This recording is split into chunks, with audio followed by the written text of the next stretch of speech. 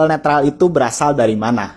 Yang menariknya sob, ketika kita melihat transmisi listrik dari PLN, itu semuanya fasa dan gak ada netralnya. Gimana? Makin penasaran kan? Dari mana asal kabel netral? Oke, mari kita jelaskan di sini, jadi simak terus. Listrik yang disambungkan ke kWh meter rumah kita itu ada dua kabel utama, yaitu kabel fasa yang bertegangan 220 volt dan kabel netral atau nol. Kabel suplai listrik di rumah kita tersebut berasal dari sebuah trafo atau transformator atau bisa juga disebut sebuah gardu. Nah, disinilah awal terbentuknya kabel netral. Oke, kita jelaskan lebih sederhana ya, agar mudah dipahami aja nih. Jadi, gardu distribusi PLN ini bertugas untuk menurunkan tegangan dari 20 kV atau 20.000 volt ke 380 volt fasa atau 220 volt fasa netral ya. Nah, tujuan diturunkannya tegangan ini tentu saja agar tegangan bisa dimanfaatkan oleh masyarakat luas, baik itu industri ataupun perumahan. Di dalam trafo distribusi terdapat 6 kumparan, di mana ada 3 kumparan primer dan 3 kumparan sekunder. Nah, pada kumparan primer ini arus distribusi dari listrik PLN yang 20 kV tersebut masuk kemudian diturunkan dan keluar ke bagian sekunder. Nah, di kumparan primer tegangan dari transmisi PLN dengan besaran 20 kV tersebut masuk dan membentuk konfigurasi delta atau segitiga. Sedangkan di kumparan sekunder membentuk sebuah konfigurasi bintang atau Y. Dalam konfigurasi bintang atau Y, setiap fasa RST terhubung ke kumparan yang bermuara pada satu titik tengah. Nah, titik tengah inilah yang menjadi terbentuknya sebuah kabel netral atau nol. Tegangan R dan S